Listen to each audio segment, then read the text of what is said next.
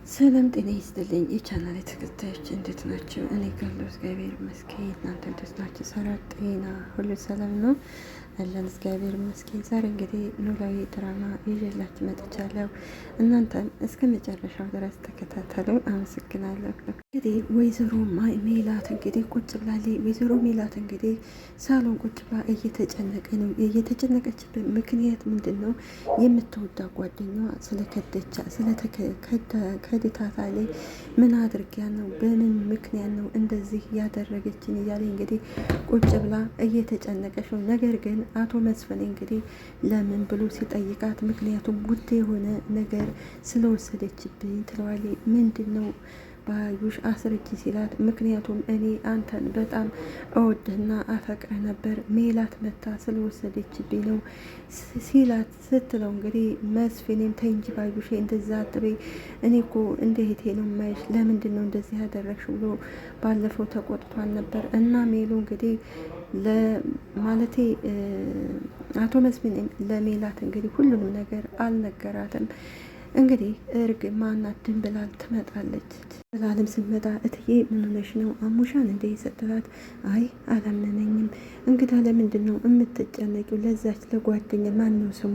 ለማማ ባዩሽ እየተጨነቅሽ ነው ስትላት፣ ወይዘሮ ሜላትም አዎ ስለሷ ነው የሚጨነቀው ትላታለች። ግን እንዴት አወቅሽ ስትላት፣ ድንብላል እንግዲህ ከሶፋ ላይ ቁጭ ትላለች። ይሁልሽ እትዬ ካሁን ጀምረሽ በእሷ ጉዳይ መጨነቅ የለብሽም።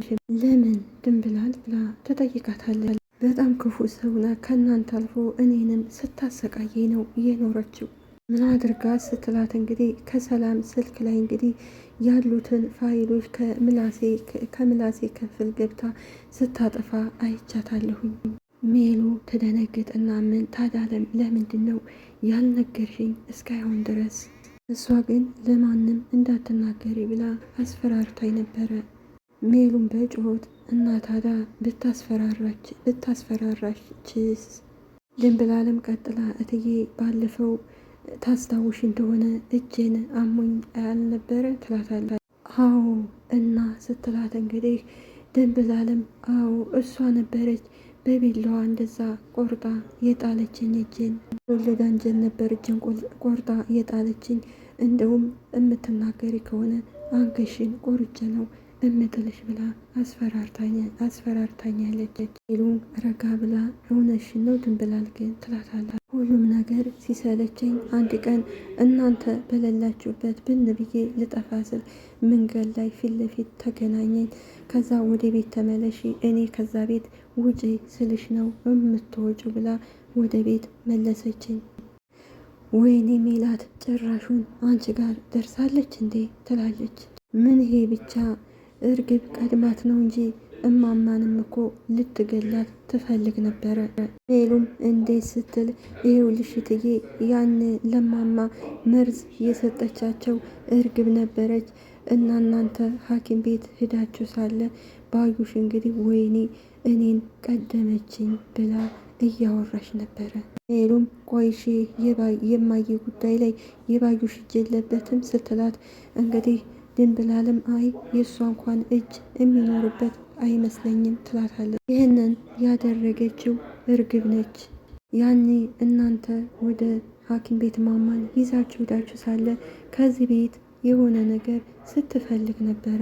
በኋላ የመርዙን መድሃ ብልቃት ትርንጎዬ ስታገኘው ደነገጠች ብላ እንግዲህ እርግብ ማለት ይቺ ድንብላል እስከ ዛሬ ያልተናገረችውን ሁላ እንግዲህ ዛሬ እንግዲህ ለወይዘሮ ሜላት ሁሉንም ነገር ትነግራታለች።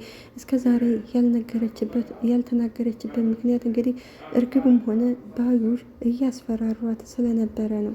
ድንብላል ልትመሰገን ይገባታል። ምክንያቱም ወይዘሮ ሜላት እንግዲህ እንድታስታውስም ያረገቻት ድንብላል ነበረች።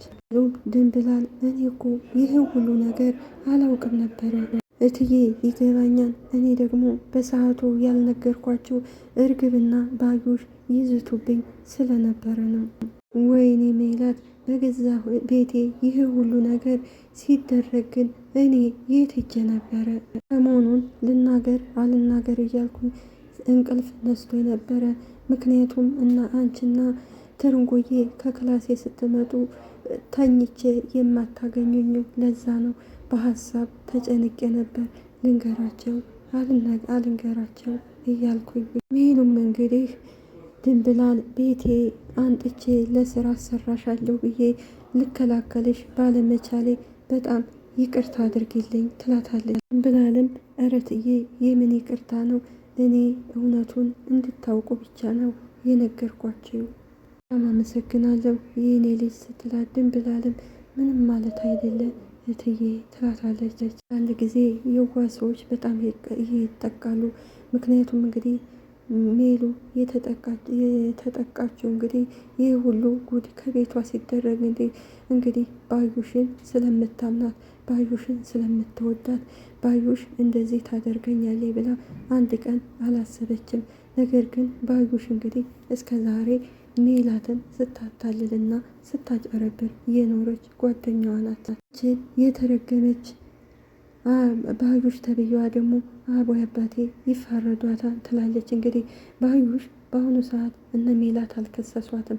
ባዩሽ እንግዲህ እስር ቤት የገባችው እንግዲህ ከእርግብ ጓደኛ ጋር እንግዲህ ሁና ሽጉጥ ስታወጣ በዛ ነው እንግዲህ እርግብ ይቼ ባዩሽ የታሰረችው እና አሁን ባዩሽ ትወጣለች።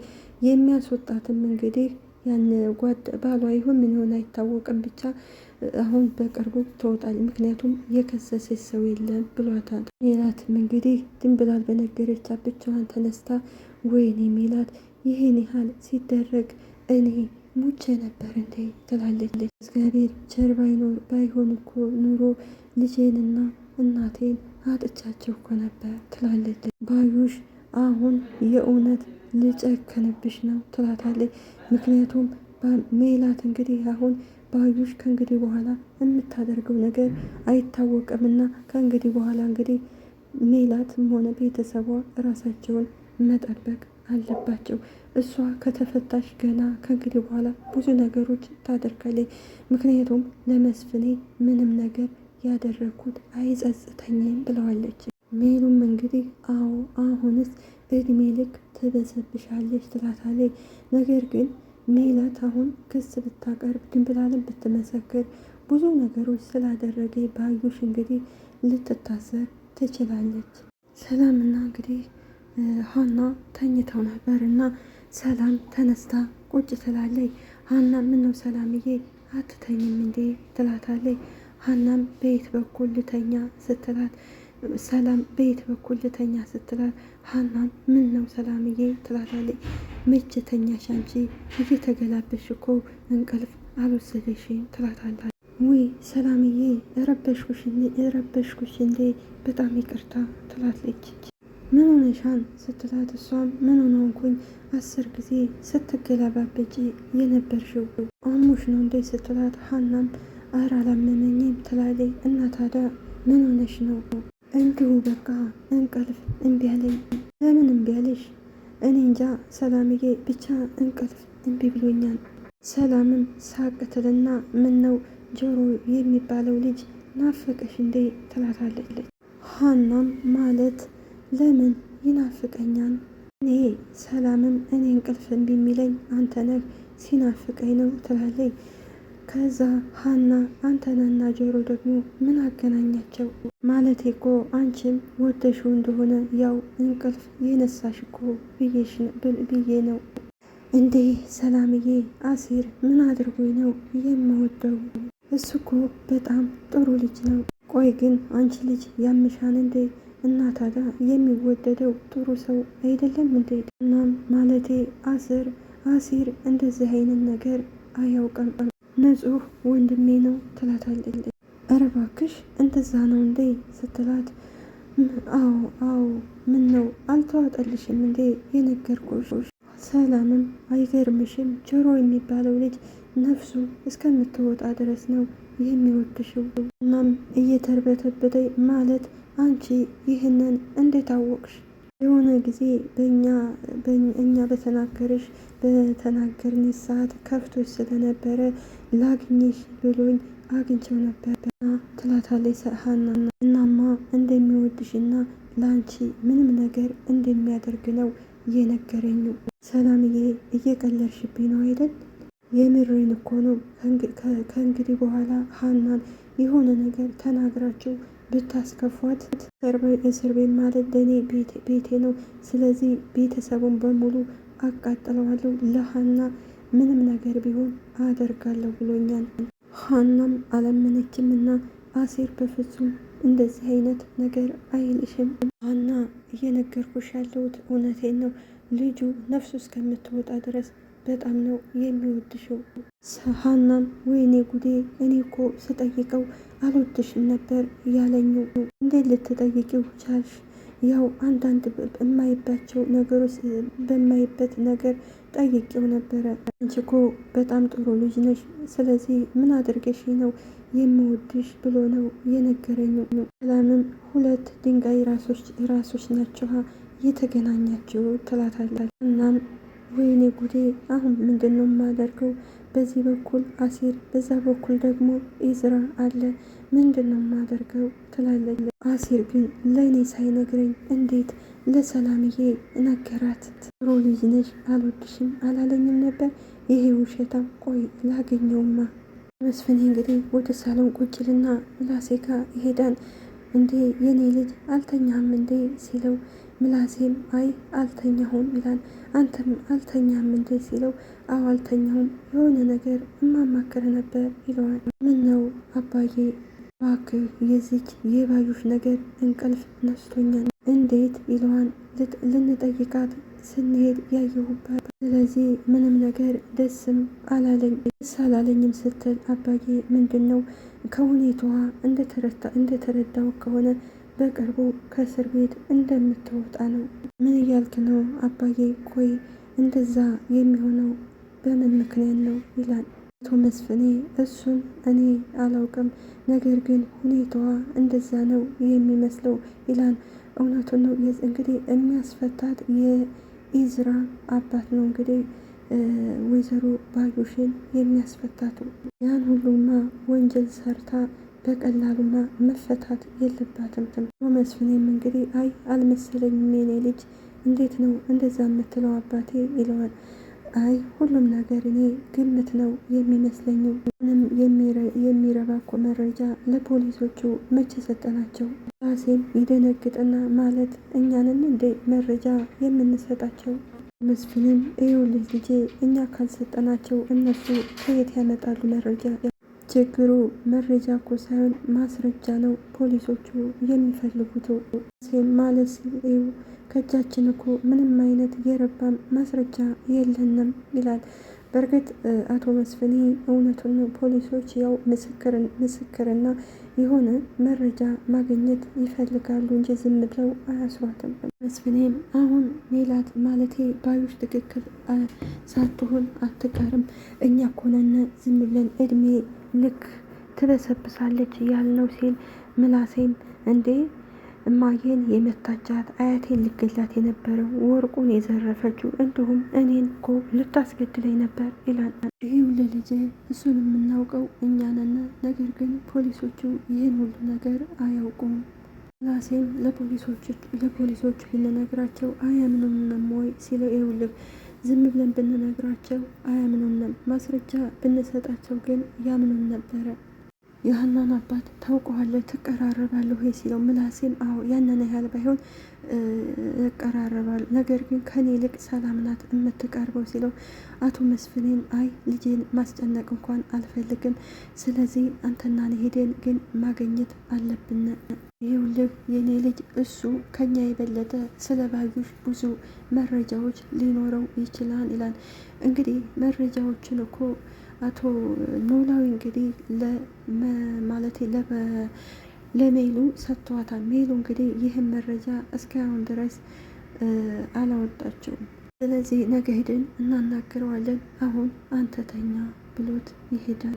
ተምቹ እንግዲህ ወደ አቶ ኖላዊ ቤት ይሄዳል። ኖላዊ ቤት ከሄደ በኋላ እንግዲህ አቶ ኖላዊ ምን ሆነ ነው የጠፋው ልጅ ብሎ ተምቹ ይጠይቀዋል። ተምቹም አለሁ ሀያው ይለዋል።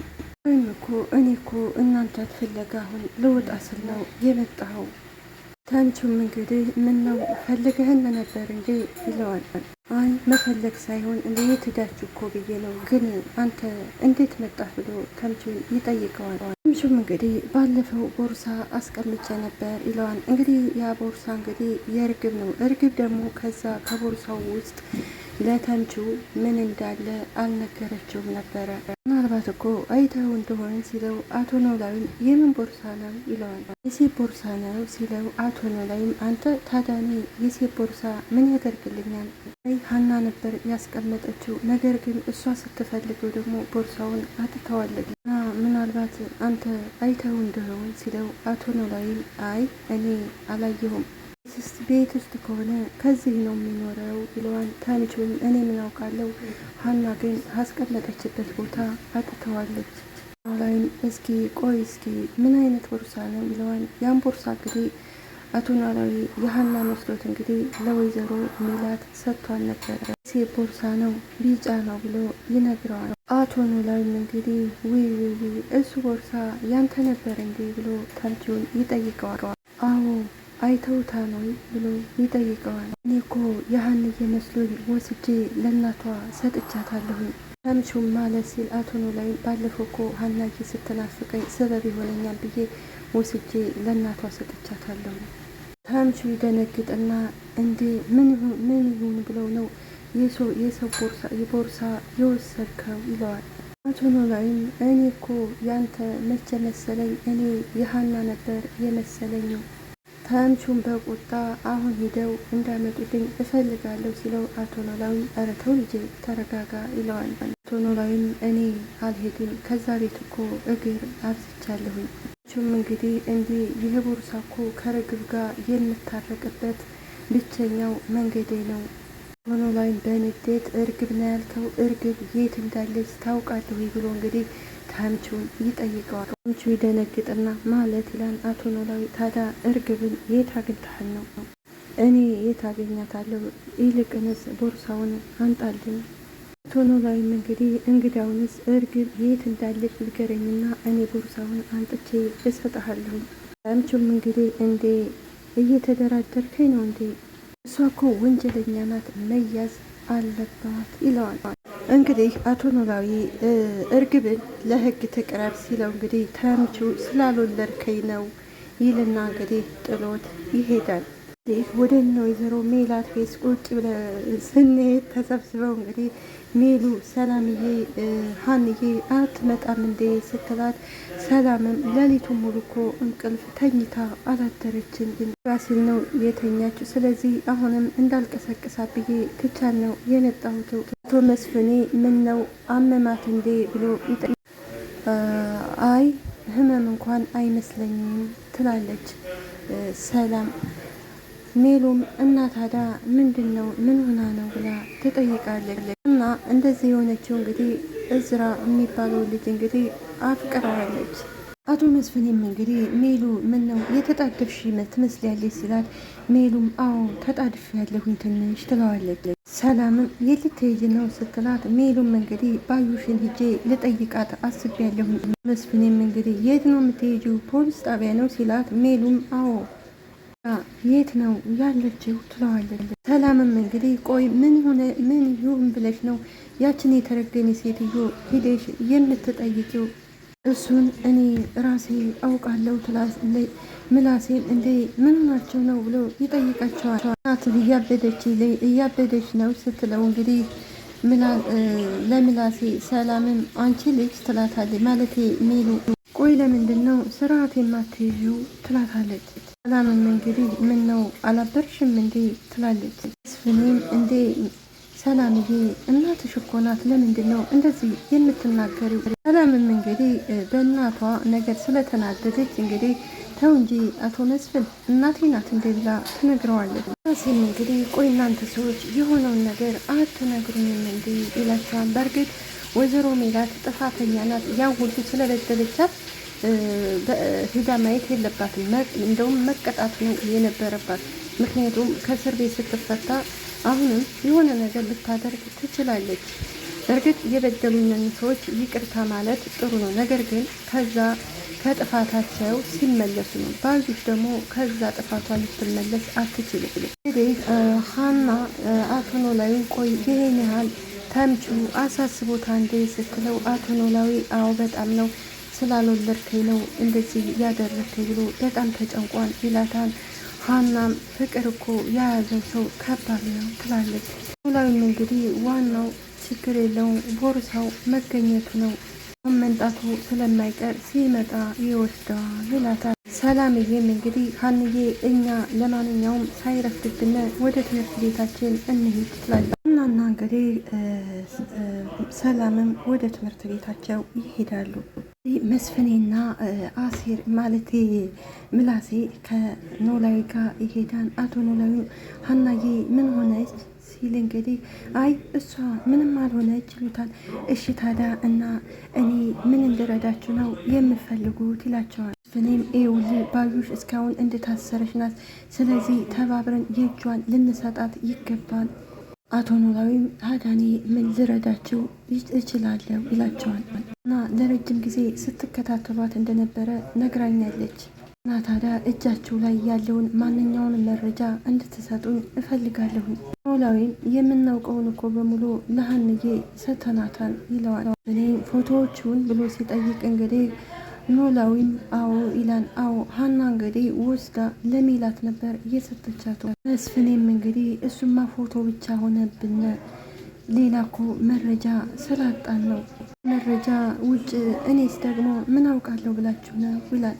ኖላዊ እንግዲህ ከነ ሜላት ቤት ሄዶ እንግዲህ ያ ሁሉ መከራ እኮ ስንቱ አለፈ እያሉ እየተጫወቱ ሜሉ ቡና ይፈላ ስትል ኖላዊም እኔ እኮ ቡና አልወድም ይላል። መስፍኔም አይ ይፈላ ቡና እኮ ካለ እንጨዋወታለን ይላቸዋል። መጨረሻም ኖላዊ እሺ ይፈላ ብለው ይስማማል። እውነት ደስ ይላል። ምክንያቱም ያ ሁሉ ችግር ያ ሁሉ መከራ አልፎ እንግዲህ ሜሉም እንዲሁም አቶ ኖላዊም ሀናም እንግዲህ በደስታ ሲኖሩ በጣም ደስ ይላል። ያው ብዙ መከራና ችግር ቢያልፍም በስተ መጨረሻ ደግሞ ደስታ ሲሆን ደስ ይላል። ሌላው እንግዲህ ሰላም ሀና ቤት ነበረችና የተርግብን ቦርሳ ተንተርሳው ስለነበረ ቦርሳውን እንግዲህ ፈትሻ ስታየው ትደነግጣለች። ከዛ ቦርሳ ውስጥ የነበረው እንግዲህ የወይዘሮ ሜላት ወርቅ ነበር ውስጥ ያለው ስትል ሀናም ሰላምዬ የሰው ቦርሳ ለምን ከፈሽ ስትላት ሰላምም ግን ከዚህ ውስጥ ያለውን እቃ አይተሻው ወይ ትላታለች። ሀናም የምን ወርቅ ነው ስትል እንግዲህ ሰላምም ደግሞ እኮ የእናቴ ወርቅ ነው የሚመስለው ስትል እንግዲህ ተምቹ ከችልባቸዋል ሀና ሲል እንግዲህ ሀናም ተምቹ የምን ወርቅ ነው ብላ ትጠይቀዋል። የሚደነግጥና የምን ወርቅ ይለዋል። ቦርሳው እኮ ይሄን ሁሉ ወርቅ ነው የያዘው ቦርሳውን ከፈታችሁት እንዴ ይላል። ሀናም እንግዲህ ተምቹን ስለምታውቀው ሀንዬ ትላታችሁ ይባላል ቦርሳው እኮ የሱ ነው ስትላት ሰላም ምን ብላ ትደነግጣለች። ሰላም ምን በጣም እርግጠኛ ነኝ አንተ የእርግብ ፍቅረኛ ነህ አይደል ብላ ትጠይቀዋለች። ሰላምዬ ምን እያልሽ ነው ስትላት ሰላምም አዎ ይሄ የእርግብ ፍቅረኛ ነው ቤት መጥቶ በደንብ ነው ያየሁት ቦርሳው የእርግብ ነው እንዴ ስትለው ተምቹ ይናደዳል። ረሻ እንግዲህ የተምቹ እና የእርግብ ሴራ ምክንያቱ ሲነቃበት ተምቹ እንግዲህ የሚመልሰው ሲያጣ ይወጣል። ምክንያቱም እርግብ እንግዲህ ሚስጥሩን አልነገረችው ብቻ ወርቅ ቦርሳ ስለምትለው እና በስተመጨረሻ እንግዲህ የወይዘሮ ሜላት ወርቅ እንግዲህ ከሰላም እጅ ገብቷል። ስለነበረን ቆይታ አመሰግናለሁ። አገራችንንም ኢትዮጵያ ሰላም ያድርግልን። እኛም በያለንበት ፈጣሪ አምላክ ይጠብቀን ይጠብቃችሁ። እውነት ተደብቃ ውሸት ተደብቃ አትቀርም፣ እውነት መውጣቱ አይቀርምና ወይዘሮ ባዩሽ እንግዲህ የእጇን ስላገኘች በጣም ደስ ብሎኛል እና